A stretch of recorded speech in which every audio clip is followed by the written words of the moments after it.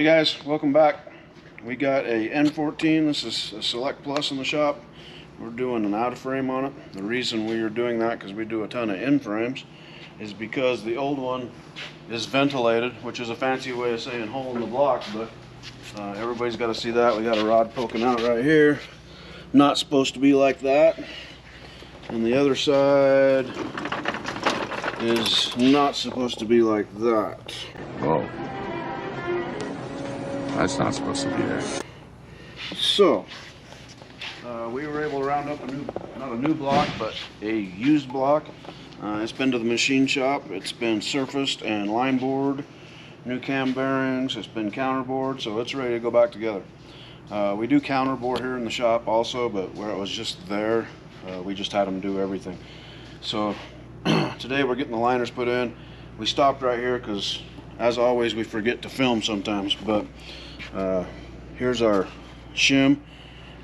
These were cut 20 thousandths. We're actually putting a 21 thousandth shim in. That's just me. That's the way I've always done it. Gets us an extra thousandth liner protrusion.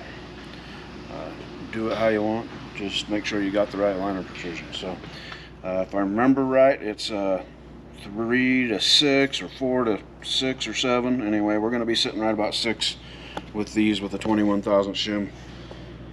Anyway, that shim goes right there. We'll go ahead and drop the liner in. I'll show you how to press one of them in real quick. There's our liner. I've got it lubed up and ready to go.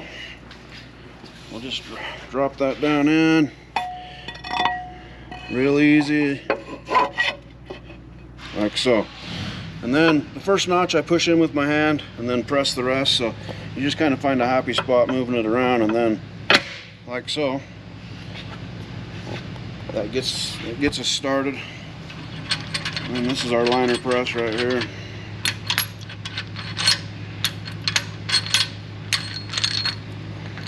I don't drop everything.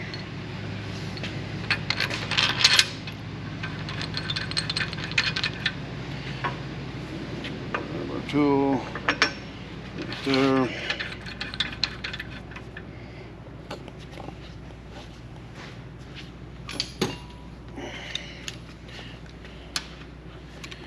Tighten the head bolts down.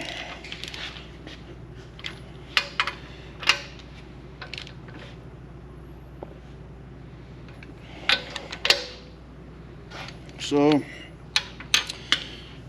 then we just screw this down, press it in. I'm going to talk about this in a minute, but there's a reason why you got to make sure you use the right tool for this. And once I get this off of here, I'll show you. So just press in like so.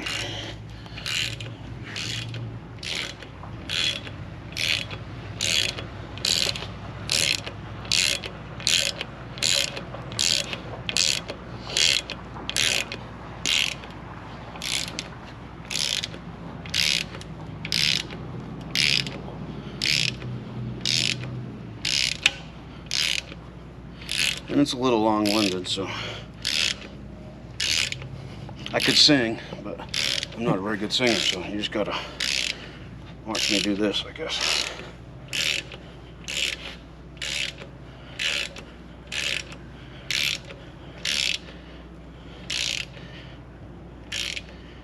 Alright, we're down. Like so. The rest of these have been good, so I'm assuming this is good, but we'll check it. Just for giggles right here, it's pretty hard to, gonna be really hard to see this probably with the tool on there.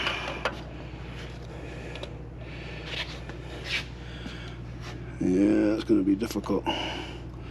So we're zeroed there. Move it over onto the liner.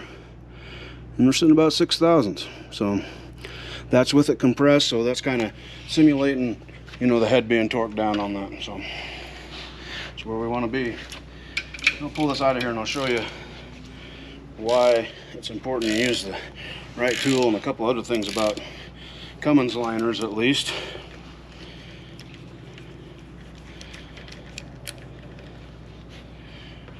Get this tool right out of the way so I can show you.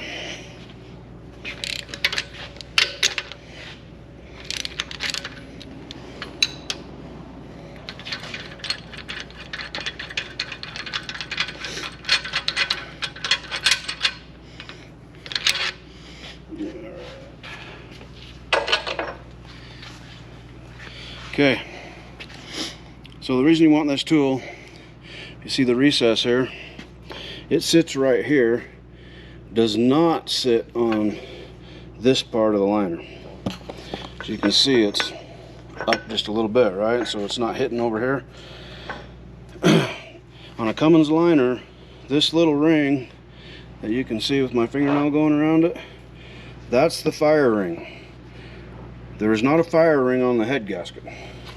So that's what seals your head gasket on a Cummins liner. And one thing I want to just delve into a little bit with that. So if you're having trouble, and maybe you're not having trouble, but you're continuously blowing head gaskets, or even if you just have blown a head gasket, it's really crucial that you inspect this fire ring. And it's really hard to see. The best way to do it is to get your fingernail and run across it and just circle around it, putting some side pressure on it. If your nail jumps off, that fire ring is no good. Of course, I don't have any nails, so it makes it even harder. And I'll show you one that is bad. So obviously it's a brand new liner. I'd like to think that that's all good, but it's always good to check. When you do a head gasket on one, or you get the head off of one, you need to be really careful with your grinder tool if you're going to use a die grinder, because if you hit this fire ring and take the edge off, you've now ruined that liner. And it'll need at least a liner, if not two, or your head gasket's never going to seal. So you got to be really careful when you're cleaning the block with liners in, that you don't damage this. Another thing is when you do blow a head gasket, that let me grab the head gasket real quick. This is the head gasket sits on there,